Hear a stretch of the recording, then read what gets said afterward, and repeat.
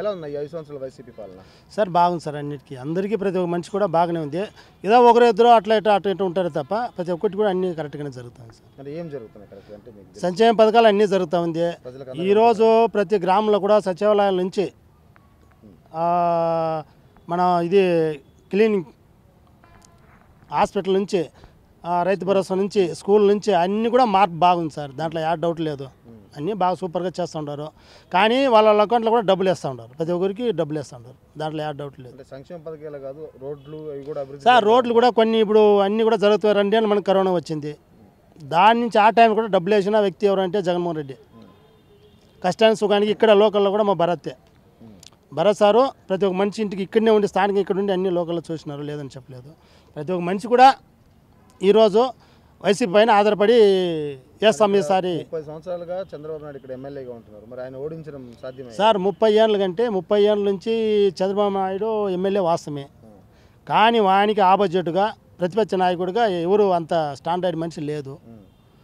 దీనికి ముందు ప్రతిపక్ష నాయకుడు చంద్రబాబు సార్ ఉన్నారు, ఆయన గట్టి మంచి వ్యక్తి. ఆయన నమ్మి ప్రతి ఒక్క విలేజ్లో కూడా మంచి ఇది వచ్చా. ఆ రోజుల్లో చంద్రబాబు సార్ ఉన్నప్పుడు 30,000 ఓట్లే మనకి మెజార్టీ తగ్గింది చంద్రబాబుకి, ఆయనకి మెజార్టీ. దాంట్లో 15,000 వచ్చింటే మేము గెలిచిండేవాళ్ళు.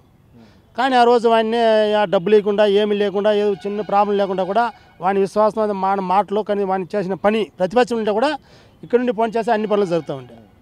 కానీ వాళ్ళకి చేయలేదు. చంద్రబాబు పీరియడ్లో వచ్చి టీడీపీ వాళ్ళు చేయలేదు, కానీ ప్రతిపక్షం చంద్రబాబు సార్ చేసినారు.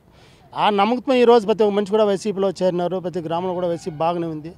మహిళలు కానీ మగవాళ్ళు కానీ అందరూ కూడా బాగానే ఉన్నారు. ఖచ్చితంగా సీఎం జగనే అవుతారు సార్, దాంట్లో ఏ డౌట్ లేదు. కానీ దాన్ని మనం చెప్పలేం. కానీ ఇప్పుడు మార్పులు చేర్పులు అనేది చాలా డేంజర్గా ఉంది, చాలా టఫ్ అయితే ఉంటుంది. ఎక్కడైనా కూడా టఫ్ అయితే ఉంటుంది. ఎలా అంటే ఎమ్మెల్యేలు మారుస్తుండో కాబట్టి దీంట్లోనే మారుస్తుండో దాంట్లో మారుస్తుండో దేవునిదా తెలియాల.